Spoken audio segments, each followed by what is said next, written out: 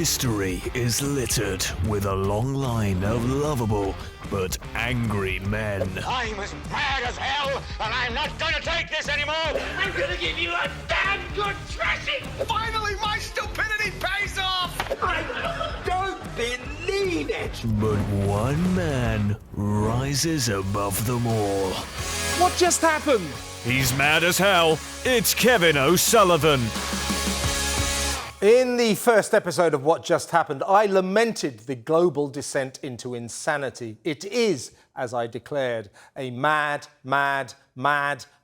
world, and nowhere is it crazier than in the deranged climate change zone, where our weird and unwonderful obsession with going green is in danger of destroying progress and propelling humanity back towards the Stone Age. All of a sudden, self-righteous politicians order us to swap our cars for bicycles, to subsist in cities clogged up with traffic jams caused by unused bike lanes, to never again board an aeroplane for a holiday in the sun, to replace our efficient gas boilers with hopeless heat pumps that will leave you shivering through every winter, to stop eating meat, to agree to a mass rejection of modernity so we can find out just how hard life really was in centuries past. They charge us enormous levies on our energy bills, ditch cheap homegrown fuel in favour of disastrous deals with Russia, insist that Britain can run on wind and solar power alone when it simply cannot,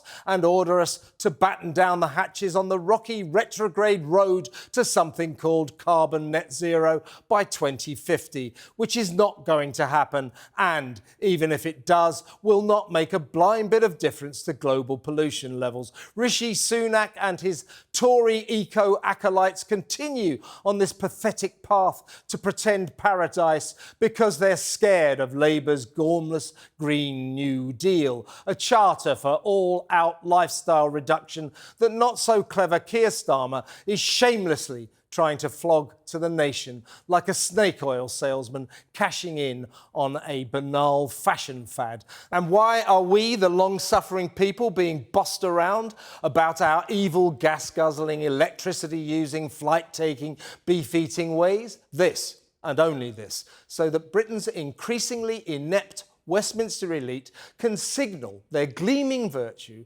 while kidding themselves that China's tyrannical despot, Xi Jinping, is losing sleep because the UK is doing so much to save the planet when he's doing the square root of zero. What utter delusional claptrap. Here's the stupefying deal, a deal that we simply should not put up with. After decades of diktats demanding clean air at all costs, Britain produces less than 1% of global pollution. In terms of carbon emissions, we are irrelevant. Perhaps someone should tell those Extinction Rebellion roadblockers that this country has done its bit.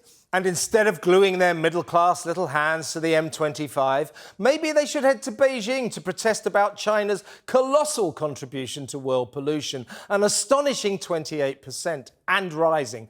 Britain has 3 remaining coal-fuelled power stations. China has 1,100 and is busy building 300 more, not forgetting its massive national search for more coal seams to mine in Xi Jinping's mission to deliver continued dirt-cheap energy to his lucky citizens. Shout out of shame also to India, Russia, America, Brazil, even Australia, and so many other countries that spew so much more carbon into the air than Britain does, on the basis of scientific majority consensus rather than any definite scientific proof that mankind is solely responsible for climate change.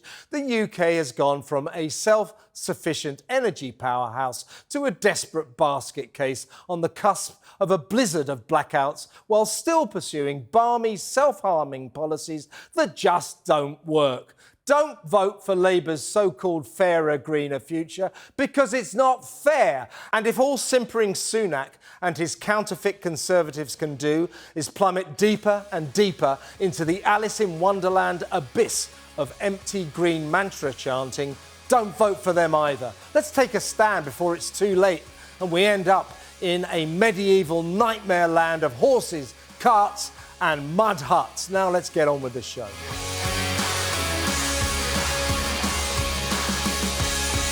Well, that's what I think. Let's find out what my guests think. And this week's star guests are my regular friend and companion, Mark Saggers, star of Stage, Screen and the Sunday Night Club on talkTV, broadcaster, sporting broadcaster extraordinaire, and Lacey Butcher, star of That Was the Woke That Was, and a political and social commentator. Welcome, Lacey. Thank you for coming.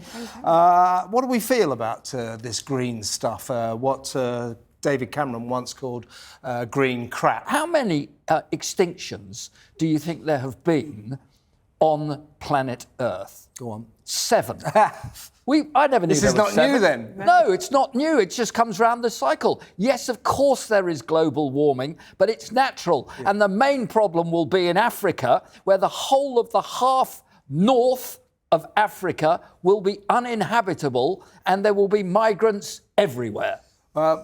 Lacey, Mark's right, isn't he, that climate change is here. It always was. The climate always has changed. But we have now taken to blaming ourselves for this, that the human race is causing all of this with our industrialisation and our fossil fuels and all that. Now, I don't know whether that's true or not.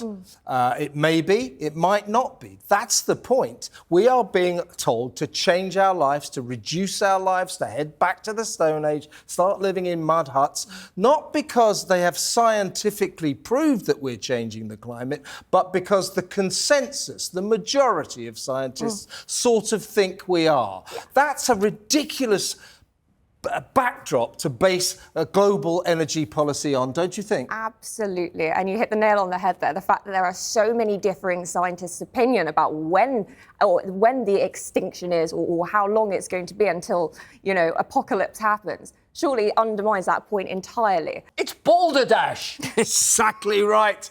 And Greta Thunberg is going to have to be deleting a lot of tweets in the future. Let's move on to a bad ad. Drank a lot of water. I really have to go. People are waiting to tee off, and there's no restroom out here. Guys, how many times has this happened to you? Come on, you know you can't hold it in that long.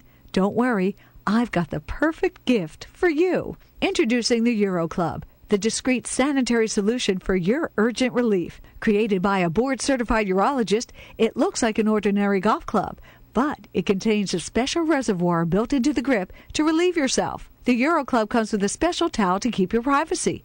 And it appears to everyone that you're just checking out your club. Now, Mark, you're a golfer.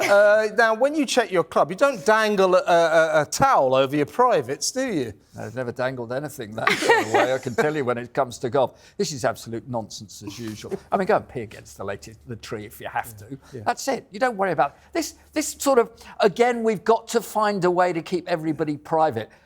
There are loads of old men, as we speak, probably still in the bushes, on a golf course. Bushes on a golf course. It happens. Get over it. You don't need something that looks like some sort of sex aid. My favourite thing about that is that at the end of that advert, it says, you know, it's like $49.50 or something, and 2 for $72. Well, in my view, you don't really need one, and you certainly don't need 2 of them. Do you know what? That's more than a green fee. There you go. There you go. Now, let's move on to something rather more serious. Woke language. We saw this last week, this extraordinary 92-page Oxfam pamphlet telling us we can't use words like mother, father, female, male, people, for some reason, headquarters, local, all these words, black, white, can't use any of these words. Now, I think I said this last week on What Just Happened. Do not let anyone tell you what you can and cannot say. What they're trying to do is to control you, control the language, and you control the people, like Orwell said in 1984, right, Lacey? Absolutely. I do not understand what this obsession is now about curtailing the English language. It has gone too far, and it's a continuous problem that I feel is only going to be worsened over time. But this 92-page document, as you said, it had horrific things. You can't even say LGBT anymore, because you have to include the QIA+ as well. All the letters of the alphabet. God, and where's that going to end? I mean, they've put a plus there, but God knows how far that's going to be extreme too. It's nonsense. It's simple nonsense. Sags, we shouldn't listen to these curtailers of the English language, as Lacey put it. One word that they said has connotations is field.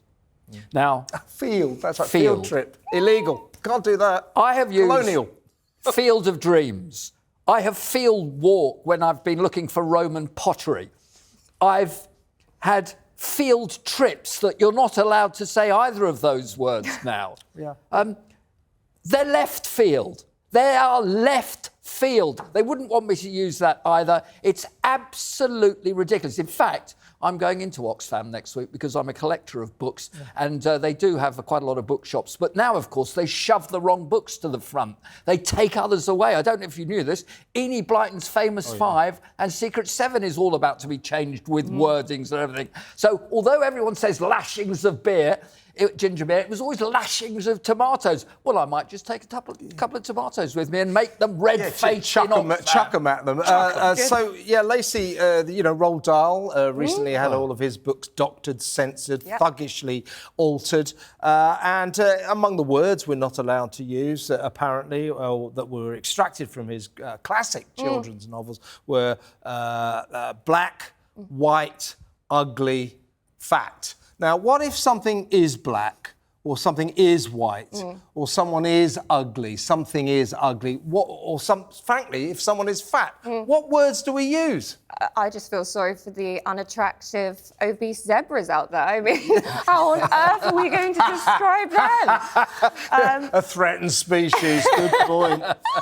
But no, I don't understand the incentive. I don't understand what they actually feel the benefit is for children not to be exposed to these words. What is the threat? Us, though. All of us. Don't let them tell you what you can and cannot say. Draw the line at it, because they're trying to control you. Simple as that. Now, as you know, Mark, because you've done this show before, every week, in fact, we like to highlight some brilliant political campaigns, often from across the pond.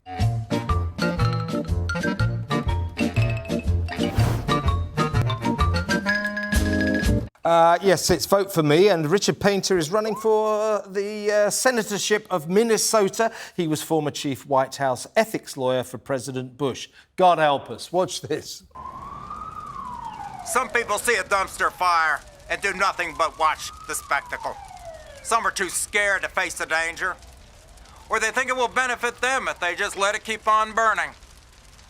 Others shrug and say, "Oh, all this talk of a dumpster fire, it's just fake news." There is an inferno raging in Washington. But here in the land of 10,000 lakes, we know how to put out a fire. I am Richard Painter, and I approve of this message.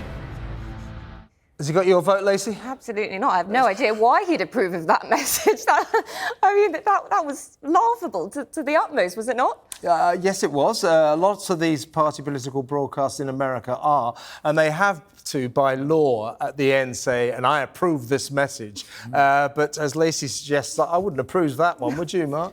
No, I didn't. I mean, that was ridiculous, wasn't it? I mean, the burning stuff going on behind him. He is, of course, the man who had shingles, didn't he, and syndrome 2 disease, which is why he talks like that. And, of course, he comes out after these things and looks for the sympathy vote, apparently. So just be wary of that. He doesn't get my vote in any shape or form. Anybody who wants to stand with flames sort of coming out of his backside is, well, nonsense. He thinks it's clever, and I've got bad news for him. He's wrong. Let's go to our real break now.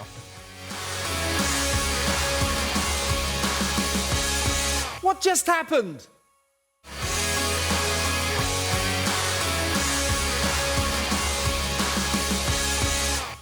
Welcome back. It is time now for, I don't know if you've ever been to Birmingham and you've been to their famous Bullring shopping centre.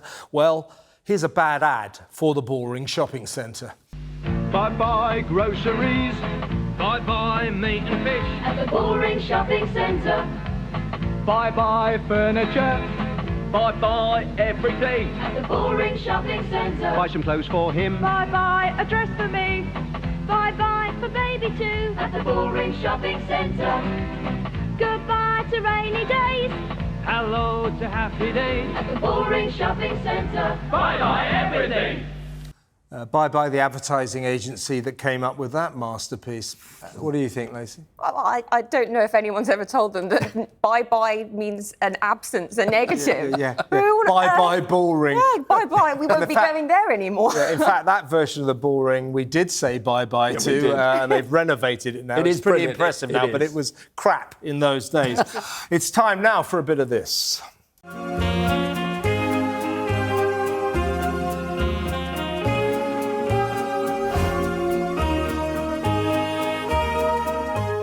Yeah, this tonight's special example of very bad TV is from America again. Are you married at all, Lacey? I'm not, no. Well, if you were married, I would hope that your husband wasn't gay. And this is as would I. This is a show called My Husband Is Not Gay. Take it away.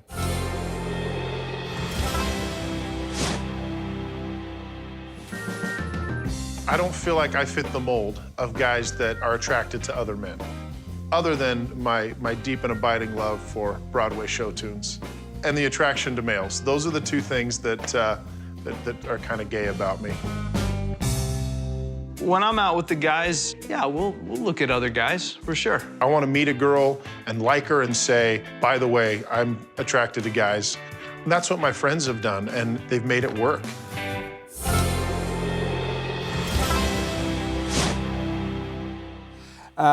What they actually mean, it says that my husband's not gay, but clearly they mean that my husband is gay. This follows 4 Mormon couples in Salt Lake City. And the husbands, as you just saw, admit they're not gay because they don't act on it. They call it same-sex attraction. So that means that whilst they love musicals and men, they tell their wives they're not gay. It's a kind of a inherent anomaly in their statement. I feel more confused now than I did before we watched the VT. I mean, why does there also have to be a correlation between liking musicals and your sexuality? I like musicals. Well, there you are. I love musicals, but of course Salt Lake City is all about the Book of Mormon. Yeah. We're going to move on now to anti-social media.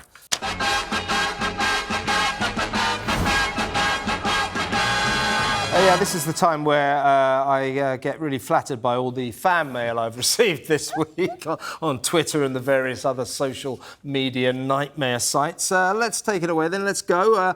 Here we go.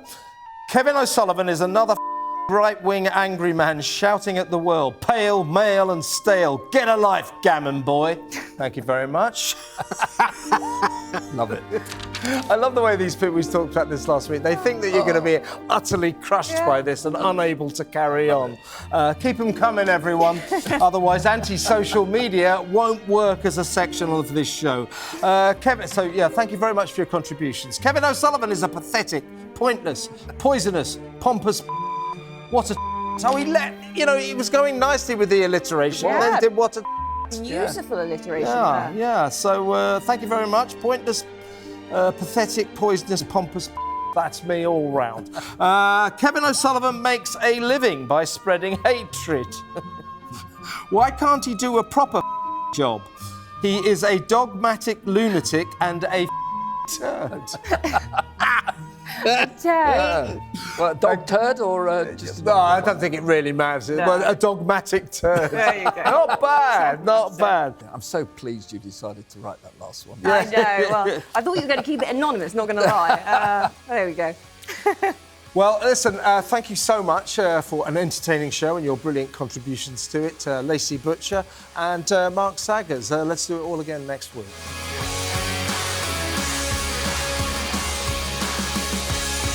Shock-breaking news as we learned that if ordered back to the office, a third of Brits who work from home would immediately quit their jobs. Fine, let them, and find replacements who are willing to earn their living properly at the coalface, where their bosses can keep an eye on them to make sure they're not skiving, as opposed to our wonderful new working from home system in which employers mysteriously jettison control of their staff in favour of a charter for watching Netflix in your dressing gown. In the huge arena of life made worse by the dubious COVID lockdowns and the damagingly overlong furlough scheme, Has the scourge of WFH turned hard-working Brits into a nation of layabouts? That is the question, and that is the clear and present danger. Of course, not everyone who decides they're not required to turn up is lazy. Of course, some of the stay-at-home crowd will still graft and prove to be productive. But if bosses think that this applies to all of them, or even most of them, they've got another thing coming. This is how it so often goes. Unsupervised workers aren't working.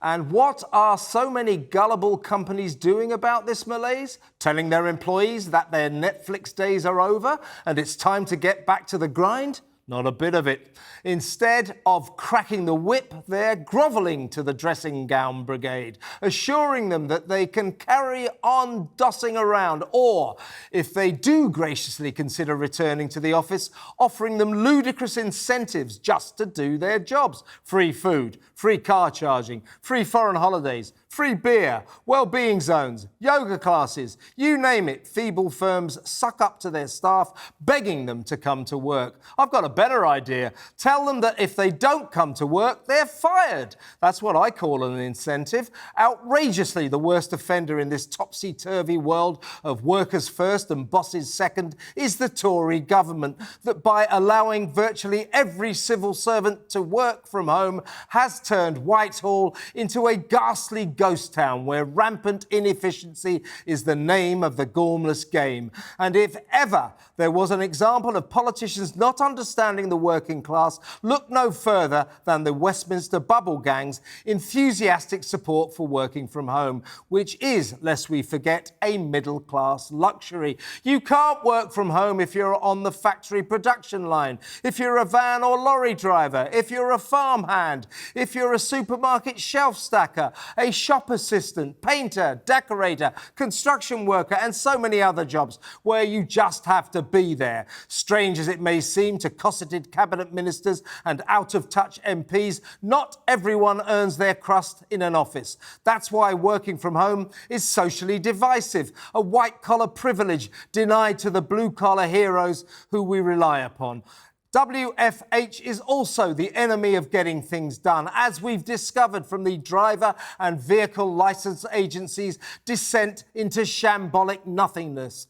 Need your driving licence? Good luck with that, because now the DVLA is a vast wilderness of empty desks. They tell us that working from home is the future. Sure it is, a dystopian future populated by lonely laptop, bedroom wall starers, yearning for some kind of contact with the rest of the human race. A dystopian future where trains, planes and automobiles are no longer required and thousands lose their incomes, where sandwich bars, newsagents, restaurants and pubs crash and burn, where businesses go out of business because they thought it would be just fine if their staff never showed up. I mean, who knew? On the burgeoning bonfire of the mass madness consuming us all, one thing is abundantly clear.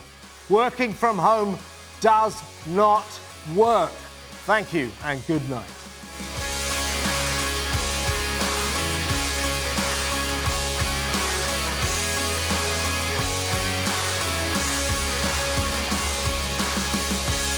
What just happened? Introducing Mike and Kevin's ice cream for snowflakes. Indulge in our deliciously sanctimonious flavors, such as Extinction Raspberryan, Cancel Culture and Cream, Cookie Doughble Warming, Non-Bineberry, Woca-Cola, Ginger Nut, and Vanilla. All made from our organic gender fluid. Mike and Kevin's ice cream for snowflakes.